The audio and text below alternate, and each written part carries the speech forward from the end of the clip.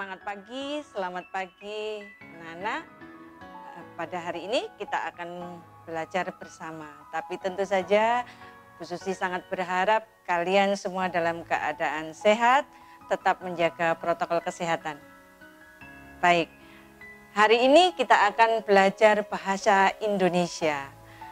Materi kita pada hari ini sebenarnya adalah kelanjutan dari materi yang sudah anak-anak pelajari. Pada pelajaran pertama, pada bab pertama, laporan hasil observasi. Masih ingat kan? Pada pertemuan-pertemuan sebelumnya tentu Bapak Ibu Guru sudah mengajak kalian untuk mempelajari apakah itu laporan hasil observasi, kemudian bagaimana strukturnya, kemudian bagaimana caranya untuk menyusun misalnya ya. Nah, itu sudah kalian pelajari semua. Nah, termasuk di dalamnya adalah kebahasaan di dalam teks hasil observasi. Kebahasaan di dalam teks hasil observasi ini tentu saja adalah ciri khas yang ada di teks laporan hasil observasi itu. Sehingga ciri khas yang ada di dalam teks hasil observasi itu diantaranya yang sudah kalian pelajari pada materi sebelumnya, pada latihan kegiatan sebelumnya, termasuk di dalamnya adalah jenis kata. Nah, pada kali ini yang perlu kita pelajari bersama adalah kalimatnya. Jadi kita akan mempelajari lebih lanjut pada kalimatnya. Bagaimana ciri khas di dalam laporan hasil observasi itu. Nah, hasil observasi itu diantaranya ciri khasnya adalah memiliki kalimat. Kalimatnya yang bagaimana? Nah, ini yang akan kita pelajari bersama. Karena kalimat ini yang sangat penting nanti anak-anak pelajari untuk apa? Nanti untuk termasuk kalau dalam kehidupan anak-anak nanti bagaimana kita akan mengungkapkan sebuah ide dengan runtut, dengan jelas. Nah, untuk itu kita akan mempelajari bersama yang kadang-kadang anak-anak perlu pahami, perlu menekankan kembali bagaimana kalimat di dalam teks hasil observasi ini kita kupas bersama. Yang pertama untuk kalimat definisi dan kalimat deskripsi. Apa itu kalimat definisi dan apa itu kalimat deskripsi? Nah, kalimat definisi dan kalimat deskripsi ini ada di dalam teks hasil observasi. Yang menjadi ciri khas juga di dalam teks hasil observasi diantaranya adalah kalimat definisi dan kalimat deskripsi. Nah, kalimat definisi di dalam teks laporan hasil observasi. Kalimat definisi ini adalah kalimat yang berkaitan dengan istilah teknis, yaitu istilah yang hanya digunakan secara khusus pada bidang tertentu saja.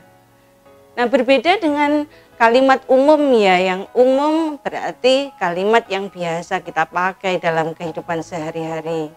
Tentu kosakata yang kita pakai juga kosakata umum. Sementara kalimat definisi ini adalah kalimat yang berkaitan dengan istilah teknis pada bidang-bidang tertentu.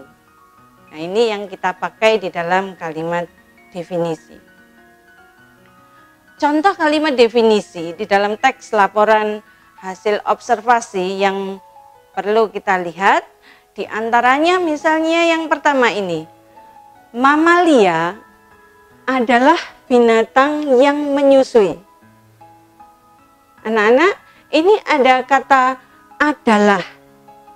Mamalia ini adalah kata yang kita gunakan secara teknis. Jadi kita pakai untuk bidang tertentu saja. Ini namanya adalah kalimat definisi. Pada mamalia adalah binatang yang menyusui. Pada contoh kalimat kedua, kucing besar itu adalah hewan pemangsa dan pemakan daging. Kucing besar adalah hewan pemangsa dan pemakan daging. Coba kita bandingkan antara kalimat yang pertama dengan kalimat yang kedua. Yang mana kira-kira yang kita sebut sebagai kalimat definisi?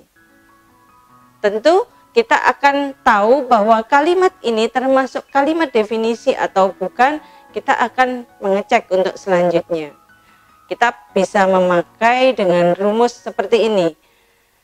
Jika X sama dengan Y, jadi kalau misalnya pada subjek atau subjeknya nanti kita pindah menjadi predikat atau sebaliknya, maka itu akan bisa kita sebut sebagai kalimat definisi. Tetapi sebaliknya, kalau ternyata nanti subjek dengan predikat tidak bisa kita balik, maka tidak akan bisa menjadi sebuah kalimat definisi yang betul. Sehingga kita bisa mengecek dengan keterangan bahwa X adalah hewan atau benda yang didefinisikan. Sedangkan Y itu adalah yang didefinisikan atau definisinya. Sehingga tanda sama dengan ini adalah verba penghubungnya. Biasanya sebagai penanda bahwa kalimat itu adalah kalimat definisi apabila di tengahnya sebagai predikatnya ini adalah ialah, adalah, termasuk, digolongkan, terdiri atas, disebut, atau kata meliputi. Namun kembali ke pernyataan Bu Susi tadi bahwa sebuah definisi yang baik tentu harus bisa dipertukarkan.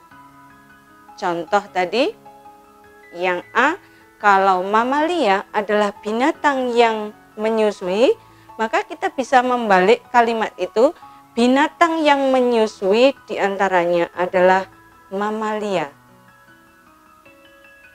Demikian juga sekarang untuk kalimat yang B. Coba kita balik sekarang. Apakah benar bahwa hewan pemangsa dan pemakan daging disebut juga kucing besar itu? Nah, anak-anak bisa berpikir dan kemudian nanti bisa memberikan tanggapan untuk selanjutnya. Apakah ini yang B termasuk di dalam kalimat definisi atau tidak? Nah, perlu digarisbawahi bahwa X dan Y tadi harus berbobot sama.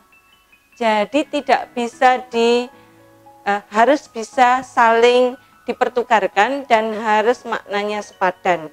Nah, itulah yang namanya kalimat definisi yang baik. Sehingga ini tadi kalau misalnya X sama dengan Y bahwa mamalia adalah binatang yang menyusui, maka kita bisa membalik binatang yang menyusui adalah mamalia. Bagaimana dengan kucing besar itu adalah hewan pemangsa dan pemakan daging? Nah, pada kalimat yang kedua bahwa kucing besar itu adalah hewan pemangsa dan pemakan daging, ternyata belum tentu. Karena hewan pemangsa dan pemakan daging ternyata belum tentu kucing besar itu. Nah, ini untuk mengecek, untuk menguji kebenaran bahwa kalimat definisi kita sudah betul atau belum. Demikian tadi untuk kalimat definisi. Pada contoh selanjutnya, inflasi adalah keadaan bahwa terdapat lebih banyak daripada permintaan. Apakah kalimat ini bisa disebut kalimat definisi atau bukan? Coba kita balik.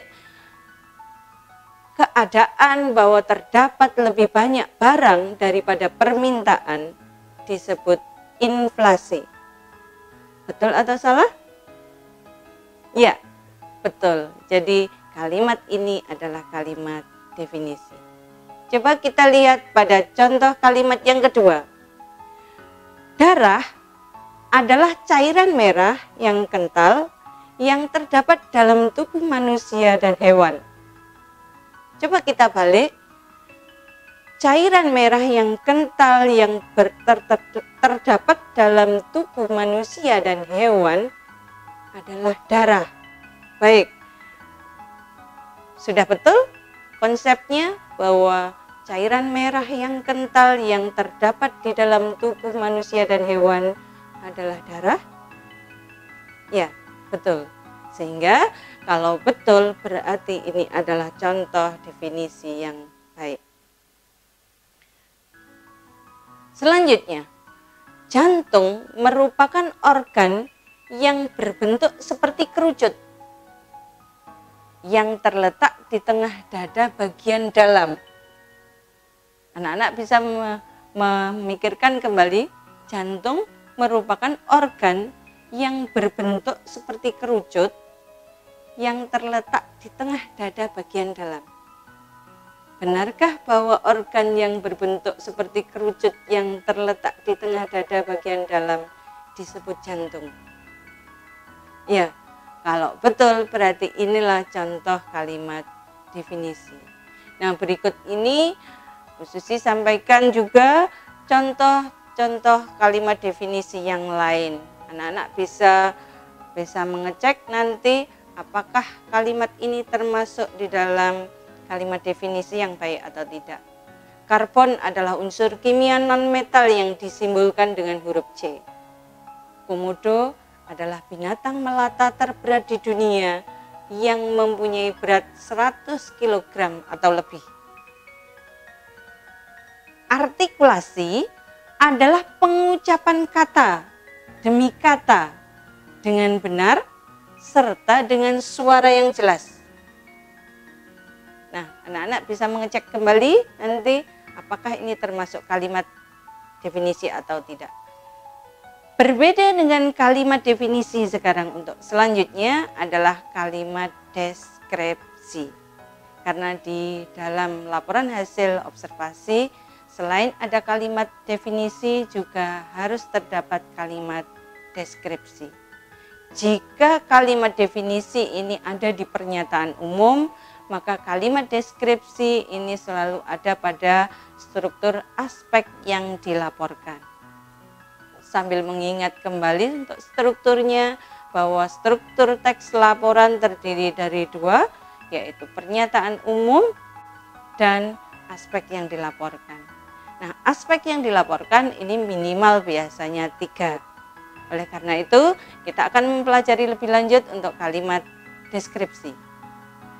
Kalimat deskripsi adalah kalimat yang dapat berisi gambaran tentang sifat-sifat benda yang dideskripsikan atau dijelaskan. Nah, sifat-sifat itu tentu bisa berupa ukuran, misalnya tentang besar kecil, atau mungkin tentang tinggi rendah, atau mungkin berupa warna merah, kuning, hijau, ungu, dan seterusnya. Atau bisa juga berkaitan dengan rasa lidah, misalnya rasa manis, rasa pahit, rasa getir, dan seterusnya. Atau mungkin berkaitan dengan rasa peraba, halus kasar misalnya. Atau bisa juga berkaitan dengan sifat-sifat fisik yang lain. Misalnya bisa juga berkaitan dengan gaya, berkaitan dengan asalnya, atau sejarahnya, atau bisa berupa bentuknya. Nah, nanti kita akan pelajari lebih lanjut untuk kalimat deskripsi ini. Jadi perlu Bu Susi tekankan sekali lagi bahwa kalimat deskripsi ini adalah kalimat yang bisa berisi gambaran tentang sifat-sifat benda yang kita deskripsikan atau yang kita jelaskan. Contoh kalimat deskripsi ini misalnya, yang pertama kita lihat pada contoh hasil observasi tentang harimau. Di dalam laporan hasil observasi tentang harimau, maka di situ ada contoh tentang kalimat deskripsi. Yang pertama, harimau dapat mencapai tinggi 1,5 meter, panjang 3,3 meter, dan berat 300 kg. Nah, ini adalah contoh kalimat deskripsi yang berkaitan dengan ukuran tadi. Dengan beratnya, dengan ukurannya, dengan panjangnya. Nah, berarti ini berkaitan dengan sifat harimau yang kita deskripsikan. Yang kedua, kalimat deskripsi tentang harimau bisa juga dari warnanya. Jadi kalimat kedua ini berkaitan dengan warna harimau. Bulunya berwarna putih dan coklat keemas-emasan dengan belang atau loreng berwarna hitam. Nah, ini adalah pendeskripsian pada warna harimau. Nah, kemudian kita bisa mendeskripsikan juga hewan yang lain. Misalnya kita mendeskripsikan kuda, misalnya kuda mempunyai ekor sepanjang 1 meter dan seterusnya dan seterusnya. Nah, itu berarti kita mendeskripsikan kuda. Nah, pola kalimat deskripsi ini hampir sama sebenarnya dengan kalimat definisi. Namun kita bisa membedakan bahwa tadi yang sudah Bu Susi jelaskan di awal bahwa kalimat definisi harus bisa dibalik, dipertukarkan. Sedangkan kalimat deskripsi tidak demikian. Kalimat deskripsi berisi gambaran sifat yang dimiliki oleh benda yang dideskripsikan. Dan tentu biasanya kalimat deskripsi ini tidak bisa dipertukarkan atau tidak bisa dibalik. Contoh lain dari kalimat deskripsi misalnya yang berkaitan dengan jantung. Rata-rata jantung mempunyai ukuran panjang kira-kira 13 cm, lebar 9 cm, tebal 6 cm. Berat jantung sekitar 300 gram. Nah, kalimat seperti ini tentu berkaitan dengan ciri atau sifatnya jantung tadi, tentang ukurannya, tentang beratnya. Nah, contoh selanjutnya yang berada di buku paket kalian ini pada bab pertama kita membahas tentang wayang. Nah, di sini ada kalimat wayang purwa terdiri atas beberapa gaya atau gagrak seperti gagrak Kasunanan, Mangkunegaran, Ngayogyakarta, Banyumasan, Jawa Timuran, dan sebagainya. Nah, berarti pada kalimat kedua ini kita mendeskripsikan benda berdasarkan gayanya tadi. Atau kalau dalam bahasa Jawa biasanya kita menyebut dengan kata gagrak. Nah, berarti pada kalimat kedua ini adalah kalimat deskripsi wayang. Contoh kalimat yang ketiga, pada kalimat deskripsi, ikan lele memiliki tubuh yang licin dan berlendir, tidak bersisik, dan memiliki sungut atau kumis yang cukup panjang. Nah, pada kalimat ketiga ini, kalimat deskripsinya berupa deskripsi tentang sifat lele, ikan lele, yang berkaitan dengan rasa tadi, rasa peraba. Kalau diraba akan terasa licin. Begitu juga tidak bersisik, memiliki sungut, memiliki kumis. Nah, ini berkaitan dengan ciri khas yang dimiliki oleh benda yang kita deskripsikan. Contoh lainnya sangat banyak, misalnya berkaitan dengan buah naga memiliki bentuk yang mirip dengan buah nanas. Hanya saja buah ini memiliki sulur atau jumbai di sekujur kulitnya, dan buah ini berwarna merah jambu atau pink, dengan daging buah berwarna atau berbagai jenis antara lain berwarna putih, kuning, dan merah dengan biji kecil berwarna hitam yang sangat lembut dan lunak. Nah, ini kita membuat kalimat deskripsi yang agak panjang.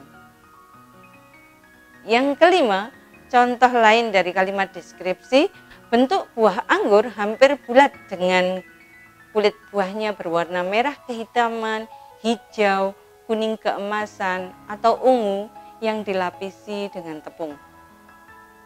Nah, ini adalah contoh kalimat definisi dan kalimat deskripsi. Kalau kita melihat tadi, pada kalimat-kalimat terakhir, pada kalimat deskripsi, ini kita lihat ternyata kalimat ini sangat panjang. Namun demikian, pada saat kita membuat kalimat atau kita menyusun teks laporan hasil observasi, atau bahkan ketika pada saat anak-anak nanti berbicara atau sedang presentasi atau sedang menjelaskan sesuatu, maka kita perlu kalimat yang lebih sederhana. Mengapa? Agar orang yang mendengarkan atau orang yang melihat ketika kita menjelaskan lebih paham. Oleh karena itu, kita perlu mempelajari untuk kalimat selanjutnya, kalimat simpleks dan kalimat kompleks. Mengapa kita perlu mempelajari ini? Agar kita bisa nanti lebih menyederhanakan tanpa kita harus membuang makna yang ada di dalam kalimat itu. Nah, anak-anak, mari kita pelajari untuk selanjutnya, untuk jenis kalimat yang ada di teks hasil observasi, diantaranya adalah kalimat simpleks dan kalimat kompleks. Yang lebih akrab pada telinga kita sebenarnya kalimat simpleks ini biasanya kita sebut dengan kalimat tunggal.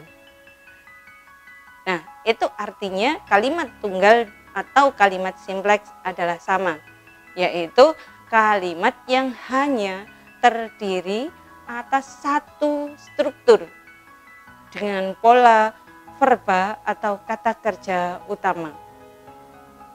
Artinya, kalimat simpleks ini hanya terdiri atas satu subjek dan satu predikat. Praktiknya, pada kenyataan kadang-kadang kita mengamati kalimat simpleks kadang-kadang hanya terdiri satu predikat. Tidak apa-apa, karena kalimat ini intinya ada di predikat. Sehingga yang menjadi garis bawah di sini adalah verba. Verba ini adalah kata kerjanya. Nah, kata kerja utama ini yang harus ada di dalam kalimat simpleks. Jadi, nanti ketika anak-anak akan membuat kalimat kompleks meringkas menjadi kalimat simpleks, yang harus diperhatikan adalah verbanya. Contoh kalimat simpleks. Nah, ini Bu Susi ambilkan dari salah satu contoh di teks hasil laporan observasi. Tumbuh-tumbuhan tergolong ke dalam makhluk hidup. Ada kata tergolong di sini sebagai verba atau sebagai kata kerja utama. Nah, inilah yang kita sebut sebagai kalimat simpleks. Karena kalimat ini meskipun agak panjang namun hanya terdiri atas satu struktur saja, yaitu yang pertama adalah subjek. Jadi ada subjek di situ, tumbuh-tumbuhan. Kemudian yang kedua ada predikat tergolong. Nah, ini berarti kalau kita buat menjadi kalimat yang lebih panjang, misalnya tumbuh-tumbuhan yang ditanam di kebun itu tergolong ke dalam makhluk hidup. Nah, coba kita bandingkan sekarang. Kalau kalimat pertama tadi tumbuh-tumbuhan tergolong ke dalam makhluk hidup, berarti verbanya hanya satu, yaitu kata tergolong. Sementara pada kalimat kedua, tumbuh-tumbuhan yang ditanam di kebun itu tergolong ke dalam makhluk hidup. Ada kata ditanam, ada kata tergolong, berarti ada dua verba di sana. Maka kalimat seperti ini bukan lagi menjadi kalimat yang simpleks. Dia akan berubah menjadi kalimat kompleks. Nah, oleh karena itu, yang namanya kalimat kompleks adalah kalimat yang terdiri atas minimal dua struktur. Jadi dua struktur atau lebih dengan dua verba atau lebih. Jadi bisa 3, 4, 5 dan seterusnya. Ini yang namanya kalimat kompleks. Selain contoh tadi, Bu Susi bisa mencontohkan di sini contoh yang lain. Yang pertama sering disebut makhluk hidup dan yang kedua disebut makhluk mati. Mengapa Bu Susi membuatkan contoh yang tidak harus sempurna, agar anak-anak nanti paham ketika membaca, maka anak-anak bisa langsung paham yang mana kira-kira yang namanya kalimat simpleks dan kalimat kompleks. Kita tidak akan membahas lebih detail tentang subjek harus bagaimana, predikat harus bagaimana, tapi yang akan kita lihat kalimat keseluruhan ini termasuk kalimat simpleks ataukah kalimat kompleks. Nah, kalau misalnya nanti termasuk kalimat kompleks, bagaimana kita bisa menyederhanakan menjadi kalimat simpleks misalnya ya. Jadi ini contoh yang ada di teks laporan hasil observasi. Yang pertama sering disebut, ada kata disebut di sana. Disebut di sini adalah verba atau kata kerja. Yang kedua ada kata disebut kembali. Nah, kedudukan kata disebut yang pertama dengan kata disebut yang kedua dihubungkan dengan konjungsi dan. Nah, berarti kalimat kompleks ini nanti termasuk di dalam kalimat kompleks yang setara.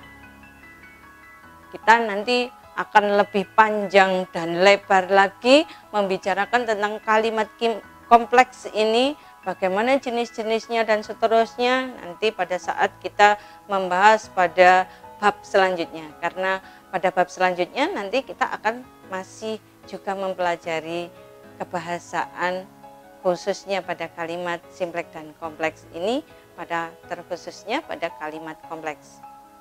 Nah, yang kita bedakan di sini pada kalimat simpleks dan kompleks. Pada contoh yang kedua sekarang, tanaman kacang itu akan tumbuh subur apabila petaninya rajin menyiramnya. Nah, anak-anak bisa melihat pada kalimat yang kedua ini termasuk kalimat simpleks kah atau kalimat kompleks? Ada kata akan tumbuh di sana sebagai verba yang pertama, dan ada kata rajin menyiramnya, ada kata menyiramnya sebagai verba yang kedua. Nah, inilah yang namanya kalimat kompleks. Lebih detail kita akan membicarakan, coba kita lihat sekarang pada kalimat ini. Dalam budaya modern, wayang berfungsi menghibur dan mendidik. Kalau kita amati pada konteks kalimat ini ada kata dalam budaya modern. Dalam budaya modern ini kita sebut sebagai keterangan. Mengapa disebut keterangan? Karena kata dalam sebagai konjungsi keterangan. Nah, ciri keterangan diantaranya dapat kita pindah di belakang, bisa kita pindah di depan. Jadi misalnya wayang berfungsi menghibur dan mendidik dalam budaya modern.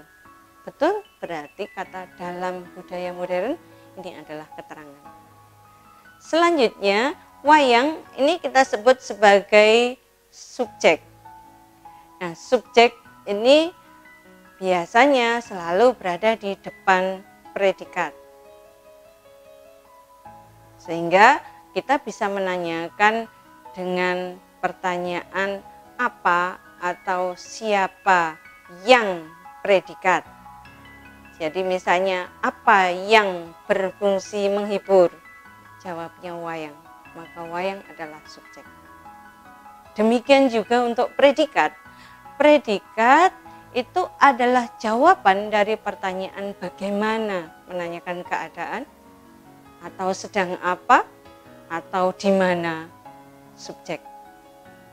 Jadi kalau misalnya kita tanyakan bagaimana wayang berfungsi menghibur dan seterusnya. Berfungsi berarti kata berfungsi sebagai predikat atau sebagai kata kerja tadi. Kemudian kita bisa melihat untuk selanjutnya ada kata menghibur dan mendidik. Menghibur ini termasuk di dalam verba, namun verba ini berfungsi sebagai pelengkap di dalam kalimat ini. menghibur dan mendidik ini sebagai kata kerja tetapi berfungsi sebagai pelengkap. Mengapa menjadi pelengkap? Karena di situ sudah ada predikat. Jadi posisi yang berada setelah predikat ada dua, bisa mungkin objek atau bisa mungkin pelengkap. Caranya kita balik, kalau pelengkap atau objek nanti bisa dijadikan subjek, maka inilah yang namanya objek. Tetapi kalau ternyata kita jadikan subjek tidak bisa, maka disebut pelengkap. Jadi kalau misalnya kita pindah kemudian dibuat menjadi pasif, menghibur dan mendidik difungsi. Nah, kata difungsi ternyata tidak bisa. Maka kata menghibur dan mendidik otomatis adalah pelengkap. Nah, kata menghibur dan mendidik ini sebenarnya berasal dari kata wayang tadi kan ya. Jadi wayang berfungsi menghibur dan wayang berfungsi mendidik. Karena kalimat ini berkedudukan sama, maka kita menyebutnya kalimat kompleks setara atau sejajar. Ditandai biasanya dengan kata dan atau apalagi. Nah, ini termasuk di dalam kalimat kompleks setara yang kita sebut dengan konjungsi koordinatif. Contoh selanjutnya kita akan mempelajari kelelawar aktif pada malam hari tetapi tidur pada siang hari. Nah, di sini ada kata tetapi. Tetapi di sini berfungsi sebagai konjungsi, yaitu konjungsi yang koordinatif tadi. Nah, karena koordinatif sejajar, maka ini juga contoh dari kalimat kompleks sejajar. Jadi kelelawar sebagai subjeknya, aktif sebagai predikatnya, pada malam hari sebagai keterangan waktu, kemudian tidur. Sebenarnya ini kan dari kalimat kelelawar aktif pada malam hari, tetapi kelelawar tidur pada siang hari. Nah, untuk mengefektifkan biasanya subjek bisa kita sembunyikan atau bisa kita rapatkan atau kita lesapkan. Sehingga kalimatnya bisa menjadi kelelawar aktif pada malam hari tetapi tidur pada siang hari. Nah, kalimat seperti ini adalah contoh kalimat kompleks yang sejajar. Namanya adalah kalimat kompleks sejajar mempertentangkan. Kalau tadi dan ini adalah konjungsi koordinatif yang setara sejajar, maka ini adalah kalimat kompleks setara mempertentangkan. Nah, kita lanjut pada kalimat kompleks yang bertingkat. Kalau tadi setara, sejajar, koordinatif atau konjungsi yang koordinatif, maka kalimat kompleks bertingkat ini tentu menggunakan konjungsi yang subordinatif. Contohnya sebagai berikut. Keberadaan The Topeng tidak dapat dipisahkan dengan Museum Angkot. Nah, ini ada di dalam buku paket yang anak-anak bisa melihat di sana. Ada contoh keberadaan The Topeng tidak dapat dipisahkan dengan Museum Angkot. Karena kedua tempat ini berada di satu tempat yang sama. Nah, ini yang disebut klausa utama atau klausa atasan pada kalimat kompleks bertingkat. Mengapa disebut bertingkat? Karena ada klausa atasan, ada klausa bawahan. Maka disebut bertingkat. Kalau tadi kalimat kompleks yang setara ini memiliki klausa yang sama kedudukannya, yang sejajar. Baik sejajar sekedar menggabungkan saja seperti dan tadi, atau mungkin mempertentangkan tadi dengan kata tetapi. Namun keduanya berkedudukan sebagai klausa atasan, sama. Nah, sekarang pada kalimat kompleks yang bertingkat ada yang namanya klausa atasan dan ada yang namanya klausa bawahan. Klausa atasan atau klausa utama ini adalah klausa yang tidak didahului dengan konjungsi. Nah, itu bedanya. Klausa bawahan ini sebagai anak kalimatnya ini biasanya didahului dengan konjungsi. Seperti kata karena ini. Nah, kata karena ini adalah konjungsi atau kata hubung yang subordinatif. Jadi sebagai penanda bahwa kalimat ini adalah kalimat kompleks yang bertingkat. Keberadaan the topeng sebagai subjek tidak dapat dipisahkan sebagai predikat dengan museum angkot sebagai keterangan, kemudian diantarai dengan kata karena. Nah, kata karena inilah yang akan melanjutkan kalimat ini menjadi kalimat kompleks yang bertingkat. Kedua tempat ini sebagai subjek berada sebagai predikat di satu tempat yang sama sebagai keterangan. Namun kata karena kedua tempat ini berada di satu tempat yang sama, ini kedudukannya sebagai keterangan sebab. Sehingga menjadikan kalimat ini menjadi kalimat kompleks bertingkat dengan klausa bawahan pengganti keterangan sebab. Sampai di sini paham kira-kira anak-anak? Bu Susi berharap sekali materi yang sedikit ini bisa membantu anak-anak untuk memahami lebih jauh tentang kalimat simpleks dan kalimat kompleks. Demikian juga untuk kalimat definisi dan kalimat deskripsi. Anak-anak, untuk bagaimana caranya untuk menguji anak-anak untuk lebih paham itu nanti Bu Susi akan sampaikan pada latihan tersendiri. Yang penting sekarang anak-anak silahkan diulang kembali materi ini, dipelajari kembali materi ini. Jika masih ada hal atau sesuatu yang masih kurang jelas, boleh silahkan tanyakan atau bisa kirimkan pesan atau mungkin bisa WhatsApp misalnya, atau mungkin bisa kita bahas bersama kembali. Anak-anak, untuk hari ini sementara cukup sampai di sini. Bu Susi tetap berharap anak-anak tetap dalam kondisi sehat dan bersemangat. Semangat pagi. Wassalamualaikum warahmatullahi wabarakatuh.